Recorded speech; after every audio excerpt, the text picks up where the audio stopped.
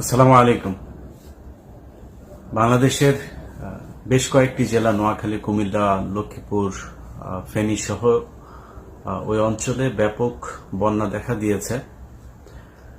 বন্যার যে ছবি এ পর্যন্ত সোশ্যাল মিডিয়াতে দেখলাম এবং গণমাধ্যমগুলোতে, সেখানে আমার মনে হয় স্মরণকালের ইতিহাসে সবচাইতে ভয়াবহ বন্যা।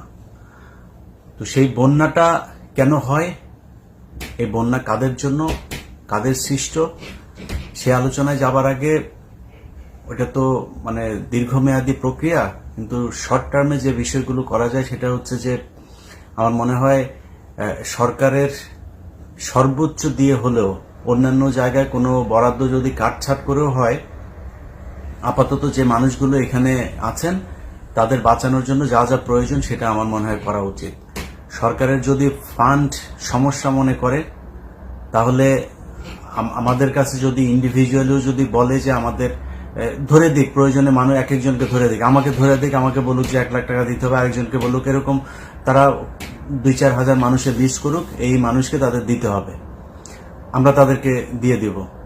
তারপরেও খুব দ্রুততার সাথে এই মানুষগুলোর যা করা প্রয়োজন এই কাজটা করার জন্য তাদের কাছে অনুরোধ জানাচ্ছি। আমি ব্যক্তিগতভাবে কখনো এই ফান্ড কালেকশনের এই জিনিসটাতে আমি যাই না, কারণ হচ্ছে এটাতে গেলে সমস্যা আছে, নানান ধরনের হয়। আমার নামে সোশ্যাল মিডিয়াতে আপনার ফেসবুক পেজ টেজ খোলা, অনেকে এইভাবে টাকা টুকা তুলছে, বিকাশ নাম্বার দিয়ে সেখানে এগুলো করছে। আমি আপনাদের সবাইকে এই ব্যাপারে সচেতন থাকবার অনুরোধ করছি। আমি কখনোই এই বিকাশ নাম্বার দিয়ে আমি কোনো মানুষকে দান করতে গেলে এইভাবে ওয়াজ মাহফিল করা যায়, তারপরে স্লোগান টোগান দিয়ে আমি দান করি না। আমার যতটুকু সামর্থ্য আছে, আমি যাকে পারি অতটুকু আমি করি। তো যারা আমার নামে ফেসবুক খুলে তারপরে এই ধরনের করছে, তাদেরকে কারা টাকা দিচ্ছে সেটা একান্ত আপনাদের দায়িত্বে আপনারা দিবেন। আমার সেটার সাথে কোনো সংশ্লিষ্টতা নাই, এটা আগে বলে দিলাম। আরেক ফেসবুকের ভেতরে দেখলাম যে আমার নামে পেজ খুলে তারপর লিখেছে যে 2 জন উপদেষ্টার নাম ধরে, নাহিদ এবং আসিফ, তাদের নাম ধরে বলেছে যে তাদের অ্যাকাউন্টের কি টাকা টুকা এগুলো নিয়ে আলাপ করেছে সেখানে। তো আমি এই ধরনের কোনো কথাবার্তা বলি নাই। আসিফ, নাহিদ সহ ডক্টর মোহাম্মদ ইউনূস উপদেষ্টাদের যারা এইখানে আছেন তাদের উপরে আমার এখনো শতভাগ ভরসা, বিশ্বাস আছে যে তারা বাংলাদেশকে ঠিক যেই দিকে আমাদের দেশের যাওয়া উচিত সেই দিকেই তারা নিয়ে যাচ্ছে বলে আমি বিশ্বাস করি। তো তাদেরকে নিয়ে এখনো কোনো খারাপ মন্তব্য করার মতো সময় এখন পর্যন্ত আমি মনে করি না এসেছে। যাই হোক, সেটা অন্য আলাপ। এটা আপনারা সচেতন থাকবেন, আমার নামে যেন কেউ এই ধরনের কোনো পোস্ট এগুলো করলে এই ব্যাপারে আপনারা সচেতন থাকবেন। আমার ইউটিউব চ্যানেলে প্রতিটা ভিডিওতে আমার যে পেজ, সেই পেজের লিঙ্ক দেওয়া আছে, এর বাইরে আমার আর কোনো ফেসবুক পেজ নেই। তো যেটা শুরুতে বলেছিলাম যে বন্যাটা কেন হচ্ছে, খুব একদম অন্তর থেকে শান্তি পেয়েছি যে ঢাকা বিশ্ববিদ্যালয়ে বাংলাদেশ সময় গত রাতে আপনার মিছিল হলো। সেই মিছিলে দেখলাম ভারত বিরোধী নানান ধরনের স্লোগান দেওয়া হচ্ছে। ভারত যদি বন্যায় যদি মানুষ মরে, তারপরে বলছে যে 7 সিস্টার দেব আলাদা করে, এই ধরনের কি কি স্লোগান দিয়েছে, খুব খুব ভালো লেগেছে। আমি মনে করি সময় এসেছে ভারতকে দাঁত ভাঙা জবাব দেওয়ার জন্য। যদি উপদেষ্টারা মনে করে তাহলে লুৎফুজ্জামান বাবরকে তাড়াতাড়ি জেল থেকে বার করেন, ওনাকে ওই জায়গায় বসান, উনি এগুলো খুব ভালো পারবে।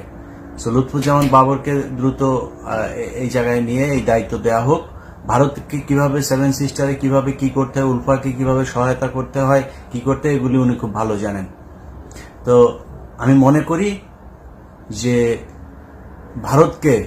ভারতের সাথে এই ধরনের এই আলগা পিরিতি দেখায় কোনো লাভ নেই। তাদের সাথে সরাসরি অ্যাকশনে যেতে হবে। তারা যুদ্ধ করতে চায়। এই ছাত্র আন্দোলনে আপনারা দেখেছেন, আমি নিজেও এই গত 15 বছরে অত্যন্ত হতাশাগ্রস্ত হয়ে তারপরে বিভিন্ন সময় বলেছি যে আমরা কিসের বীরের জাতি, আমরা আসলে বীরের জাতি না, আমাদের সাহস নাই। ছাত্ররা আমার সেই ধারণাকে ভুল করে দিয়েছে।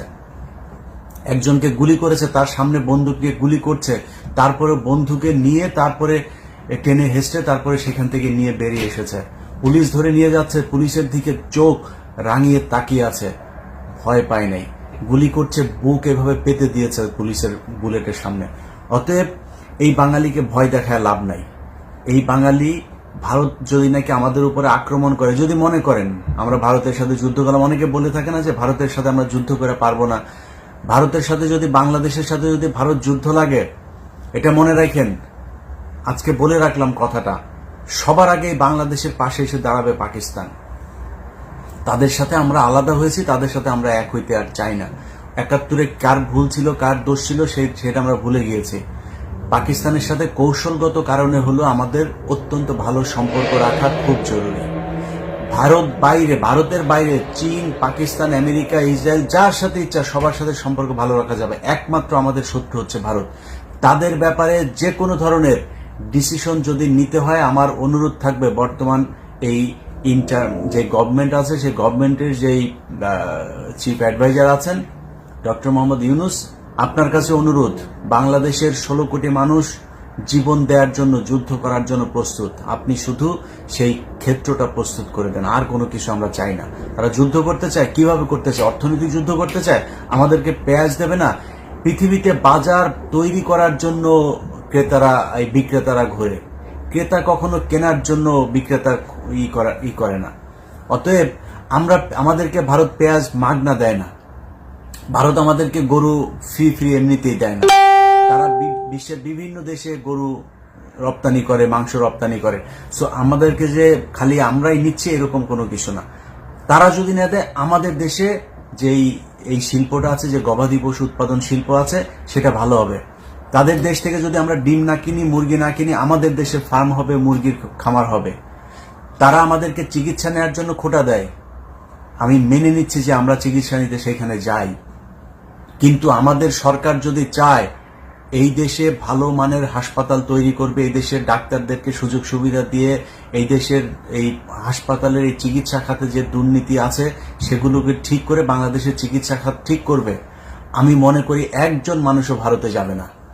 যখন ভারতে বাংলাদেশের মানুষ না যাবে, এটা ভারতের বাংলাদেশের মানুষের কাছ থেকে তাদের টাকা ইনকামের সবচাইতে বড় খাত। এই খাত বন্ধ করে দেন, ভারত অনেক সোজা হয়ে যাবে। তারা চিনি দেবে না, গরু দেবে না, আলু দেবে না, পেঁয়াজ দেবে না, দরকার নাই। আমরা না খেয়ে থাকবো। ডক্টর মোহাম্মদ ইউনূস, আমি বলে রাখলাম, বাংলাদেশের মানুষ 10 বছর আলু খাবে না, পেঁয়াজ খাবে না, লবণ খাবে না, চিনি খাবে না। তারপরও ভারতকে শিক্ষা দিতে এই দেশের মানুষ প্রস্তুত। আর যুদ্ধ করতে চায়, ভারত জীবনে কোনোদিন আমাদের সাথে স্থল যুদ্ধ করবে না। সম্মুখ যুদ্ধে কোনোদিন ভারত আমাদের সাথে লাগতে আসবে না, তারা পারবেও না। আর পারমাণবিক হামলা করবেন, বড় ভাই ওইদিকে আছে। বাংলাদেশের উপরে যদি পারমাণবিক হামলা বা এই ধরনের কোনো হুমকি বা মানে প্র্যাকটিক্যালি যদি এই ধরনের কোনো কিছু করা হয়, সেটার জন্য পাকিস্তান সাথে সাথে সেটার জবাব দেবে, আমি বিশ্বাস করি। আপনি এই আন্দোলনে দেখেন, পাকিস্তানে এখন যে আন্দোলন চলছে সরকার বিরোধী, এই সরকার পতন আন্দোলনে যতগুলো পাকিস্তানের পতাকা আছে ততগুলো বাংলাদেশের পতাকা আছে। পাকিস্তানের মানুষ আমাদের শত্রু না। এদেশের শেখ মুজিব এই বদমাইশ ক্ষমতায় আসার জন্য রয়ের সাথে মিলে রয়ের যেই পরিকল্পনা সেটা বাংলাদেশে বাস্তবায়ন করেছে। আদমজি জুট মিলে কারা মানুষ মেরেছিল, 14ই ডিসেম্বরে কারা মানুষ মেরেছিল, এগুলো নিয়ে বহু তদন্ত করা দরকার আছে। বাদ দিলাম সেগুলো, সেই দিন শেষ। পৃথিবীতে বহু দেশের সাথে বহু দেশের হয়েছে, যুদ্ধ হয়েছে। পৃথিবীতে এই পর্যন্ত একবার পারমাণবিক যুদ্ধ হয়েছে, একবার। সেটা জাপানে আমেরিকা মেরেছে। সেই পারমাণবিক যুদ্ধ যাদের সাথে হয়েছে, যাদের উপরে পারমাণবিক বোমা নিক্ষেপ করা হয়েছিল, সেই জাপান এখন আমেরিকার সবচাইতে ভালো বন্ধু। পৃথিবীতে এরকম বহু উদাহরণ আছে। তো আমরা পাকিস্তানের সাথে আমরা আলাদা হয়েছি, কিন্তু বাংলাদেশের মানুষের সাথে পাকিস্তানের মানুষের কোনো দ্বন্দ্ব নাই। ওই সময় যারা রাজনীতি করতো তাদের সমস্যা, পাকিস্তানের রাজনীতিবিদদেরও ওই সময়ের পলিসিতে ভুল আছে। আর বাংলাদেশে ছিল হচ্ছে রয়ের এই মালায়নের বাচ্চা আপনার শেখ মুজিব, বাপ ছিল আপনার হিন্দু, ও রক্তটা হিন্দু, যেই কারণে ওরা এখন পর্যন্ত ওই আপনার করতে পারে না, ভারতের কাছ থেকে ওরা বের হইতে পারে না।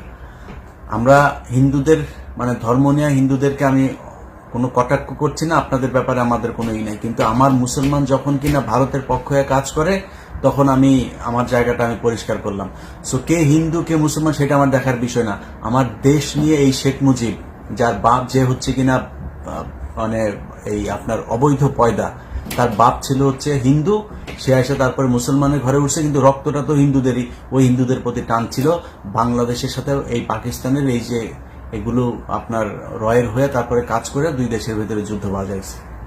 সো এই শেখ মুজিব হচ্ছে আপনার আমাদের যেই ক্ষতি, সেই ক্ষতির শুরুটা করে দিয়ে গেছে, সেটার পরেরটা শেখ হাসিনা করেছে। সেখান থেকে বের হইতে আমাদের সময় লাগবে, কিন্তু আমি মনে করি এই পদক্ষেপগুলো নিতে দেরি হয়ে যাচ্ছে। আমাদের যে এই জাতীয় সঙ্গীত, এই জাতীয় সঙ্গীত খুব দ্রুত পরিবর্তন করা উচিত।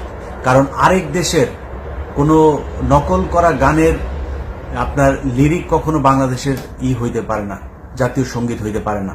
এটাতে যদি কারো কোনো আপত্তি থাকে, কারো কোনো তর্ক বিতর্ক থাকে, কারো কোনো সন্দেহ থাকে, তাহলে আমার কাছে আসতে পারেন।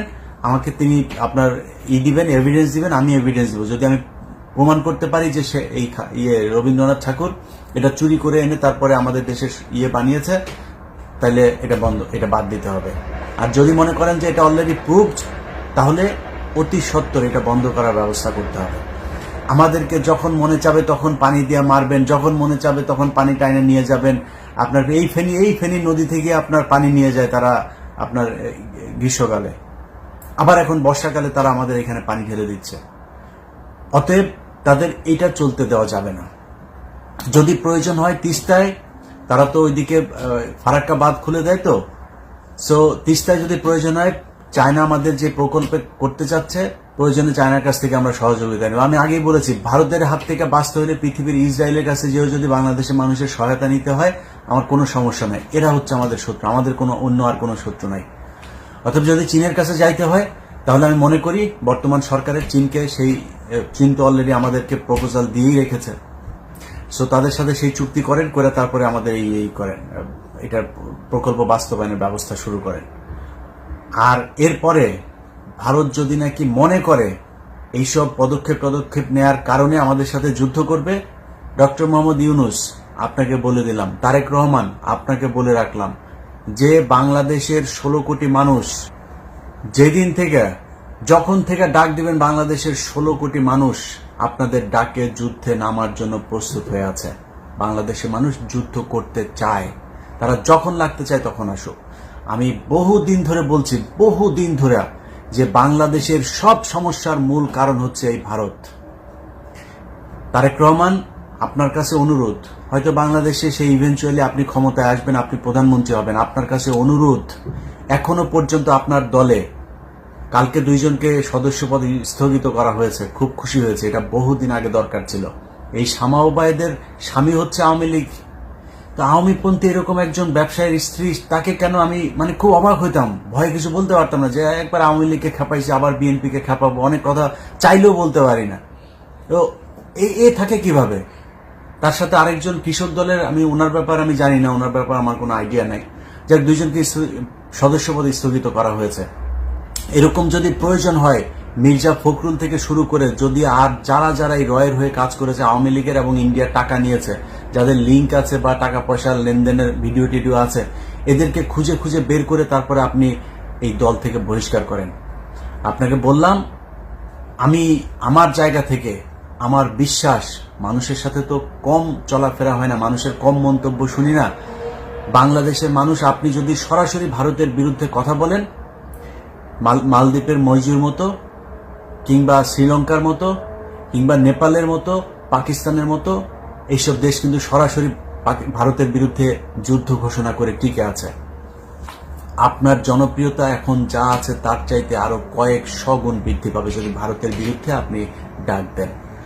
অতএব আমি মনে করি তাদের সাথে প্রকাশ্যে একদম সরাসরি ডিক্লেয়ার করে তারপরে যুদ্ধ করার সময় এসেছে। ওরা যেমনি যুদ্ধ করতে চায়, অর্থনৈতিক, সাংস্কৃতিক, ধর্মীয়, এমনি সামরিক যুদ্ধ যা মনে চায় ওরা করতে আসুক, আমরা যুদ্ধ করার জন্য প্রস্তুত। সো আমি মনে করি, যেটা আগে থেকেও বলছি, বাংলাদেশের শত্রু একমাত্র ভারত। সব সমস্যার মূল কারণ হচ্ছে ভারত। আজকে দেখেন ডক্টর মোহাম্মদ ইউনূস দেশ চালাচ্ছে, শেখ হাসিনা যাওয়ার পরে বাংলাদেশের মানুষ বিজয় উদযাপন করছে, সেইখানেও বাগড়া হয়ে দাঁড়িয়েছে এই ভারত। তারা চায় না এই দেশ ঠান্ডা থাকুক। এই যে পানি ছেড়ে দেওয়া এখন, এই যে নানান ধরনের তাদের মিডিয়াতে আমাদের দেশের বিরূপ মন্তব্য করা, আমাদের দেশের সংখ্যালঘু যাদেরকে বলা হয় হিন্দু, তাদের উপরে নানান ধরনের কল্পকাহিনী বানায় এগুলো বিভিন্ন জায়গায় প্রচার করা, সবকিছুর পেছনে দেখেন তারা। এই শেখ হাসিনা 15 বছর যে এই দেশে মানুষকে গণহত্যা করেছে, এইটার পেছনেও এই ভারত। অতএব ভারত যে আমাদের শত্রু সেটা আমরা এখন চিনেছি। বাংলাদেশের মানুষের মধ্যে আমরা সেই পরিস্থিতিটা তৈরি করেছে, সেই মানসিকতাটা তৈরি করেছে যে তারা ভারতকে এখন প্রচন্ড রকমের ঘৃণা করে। আপনাকে অনুরোধ থাকবে, যারাই বাংলাদেশে রাজনীতি করবেন তাদের কাছে অনুরোধ থাকবেন, ভারতের বিরোধিতাটা সরাসরি করতে হবে। যে মানুষগুলো আজকে মরছে বন্যার পানিতে, দেশের অর্থনীতি নষ্ট হচ্ছে, এই সব কিছুর জন্য ভারত দায়ী এবং সেটা সরাসরি বলতে হবে। সেটা যদি না বলা যায়, সেটার যদি অ্যাকশন না নেওয়া যায়, তাহলে কোনোদিন এই সমস্যার সমাধান হবে না। যাই হোক, বাংলাদেশের ভাইয়েরা, ভারতের বিরুদ্ধে আমাদের একদম এক দফা এক দাবি। এক, হরে কৃষ্ণ হরে রামের মেয়েকে আমরা পাঠাইছি ওই দেশে, এখন হচ্ছে আপনার এই ভারতের সাথে সরাসরি যুদ্ধ করার সময়। এক দাবি, ইন্ডিয়া আউট। এই বাক্যে আমরা সবাই মিলে একসাথে হব। দেশের যেখানে যেই মতের, যেই দলের, যেইভাবেই থাকুক, সবাই আমরা এক। আল্লাহ হাফেজ।